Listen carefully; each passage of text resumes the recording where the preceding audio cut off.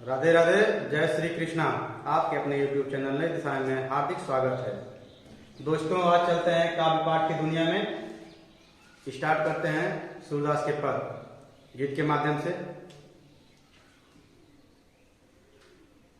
मैया हो न चरे हो गाई, मैया हो न चरे हो गाई, सिगरे ग्वाल घिरावत मोसो मेरो पाँव पिराई, मैया हो न चरे हो गाई।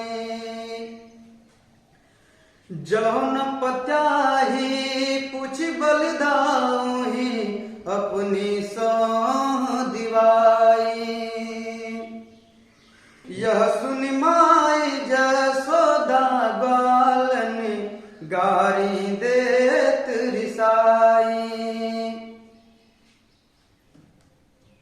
दोस्तों, प्रस्तुत पद में भक्त शिरोमणि सूरदास जी बहुत ही सुंदर ढंग से भगवान श्री कृष्ण के बाल लीला का वर्णन किए हैं। कैसे किए हैं, आइए देखते हैं। मैया हौ न चरई हो गाई। इससे पिछले पाठ में हम लोग पढ़े थे कि भगवान श्री कृष्ण अपनी माँ से जिद करते हैं कि माँ, अब मैं बड़ा हो गया हूँ, मैं भी अपनी गाय को चराने के लिए जाऊंगा।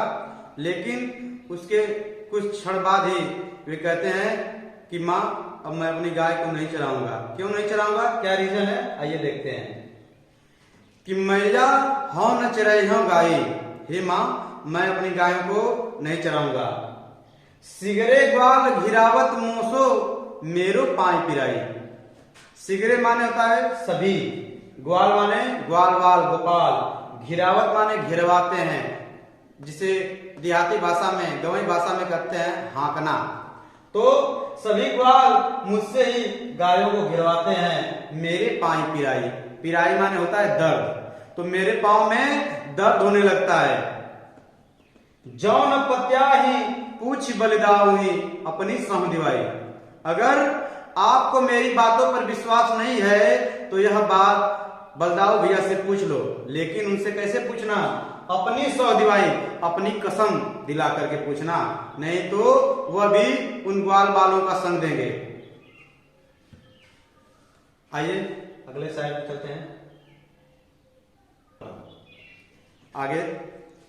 कि मैं पठवती अपने लड़का को आवे मन बहराई, सुर श्याम में रोवती बालक मारत ताहि रिंगाई। इस बात को सुन करके माँ जसोदा बहुत क्रोध में हो जाते हैं और वह सभी ग्वाल वालों को गालियां देने लगती हैं। कहती हैं, मैं तो अपने लल्ला को, अपने कृष्णा को मन बहलाने के लिए जंगल में भेजती हूँ, गायों के बीच भेजती हूँ, लेकिन ये ग्वाल वाले मेरे लड़के से ही गाय को घेरवा घेरवा करके उसे दौड़ा दौड़ा करके मार डालते हैं। दोस्तों, बात करते हैं काव्य सौंदर्य की। तो काव्य सौंदर्य में पहले बात करते हैं रस। तो रस आपका वात्सल्य रस है।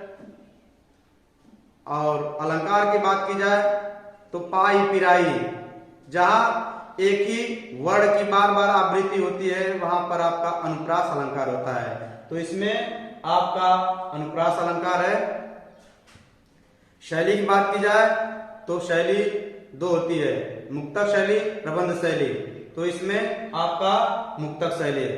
मुक्तक शैली कैसे होती है, जिसमें एक ही छंद होता है और उसका अर्थ स्पष्ट होता है, वहां पर आपकी मुक्तक शैली होती है। और ऐसा सूरदास, मीराबाई, कबीर, रहीम आदि कवियों के पदों में आपके मिलेगा।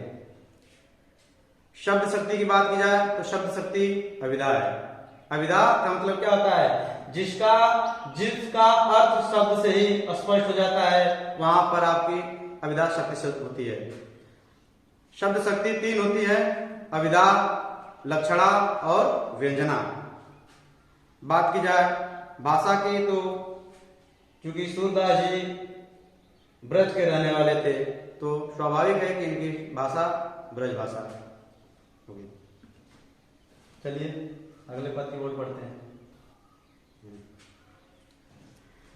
सखीरी मुरली लीजे चोरी, सखीरी मुरली लीजे चोरी, जिन गोपाल कीन्हे बस अपने प्रीति सबने की तोरी, सखीरी मुरली लीजे चोरी, छिलक भीतर निसिबासर धरत न कबहू छोरी, कबहू कर कबहू अधरनी कट कबहू खोसत जोरी, सखीरी मुरली लीजे चोरी।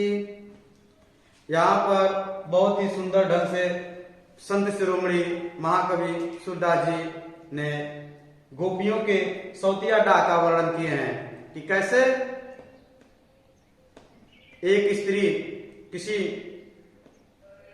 दूसरी स्त्री को अपने पति के साथ नहीं देख सकती, उसी तरह से गोपियां बांसुरी को अपना सौत मार रही हैं। और कैसे कर रही हैं कि सखीरी मुरली लीजे चोरी, ये सखी एक सखी दूसरी सखी से कहती है कि ये सखी क्यों ना इस बांसुरी को चुरा लिया जाए, जिन्हीं गोपाल किन्हें अपने बस प्रीति सबनी की तोरी, जिस बांसुरी ने गोपाल को श्री कृष्ण को अपने वश में करके हम सबसे उनसे रिश्ता तोड़वा दिए। छिन एक घर भीतर निसिबासर धरत न कबहू छोरी, जिस बांसुरी को कृष्ण एक क्षण भरी, चाहे घर के बाहर हो चाहे घर के भीतर हो, चाहे रात हो चाहे दिन हो, एक पल भी उससे अपने को जुदा नहीं कर पाते हैं, उससे अलग नहीं होते हैं। कबहू कर कबहू अधरनी कटी कबहू खोसत जोरी, और क्या करते हैं, कबहू कभी उसे अपने हाथों में लिए रहते हैं तो कभी अपने होठों पर लगा लेते हैं और कभी उसे अपने कमर में खोस लेते हैं। पता नहीं क्या हो गया है श्री कृष्ण को।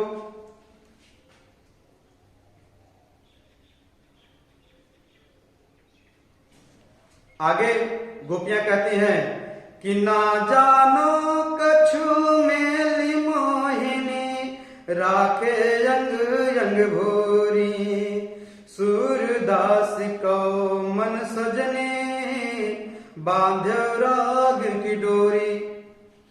पता नहीं इस बांसुरी ने कृष्ण के ऊपर कौन सा जादू मंत्र कर दिया है जिससे कृष्ण उस बांसुरी के वशीभूत होकर के उसके वश में होकर के हम लोगों को भूल गए हैं। सूरदास को मन सजनी बांध्यो राग की डोरी। आगे गोपियां कहते हैं कि हे सखी, लगता है इस बांसुरी ने अपने प्रेम रूपी धागे में कृष्ण के मन को बांध रखा है, इसलिए कृष्ण हम लोगों से रिश्ता तोड़ चुके हैं। आइए काव्य सौंदर्य की बात करते हैं तो इसमें आपका रस श्रृंगार रस है, भाषा व्रज भाषा और राग की डोरी।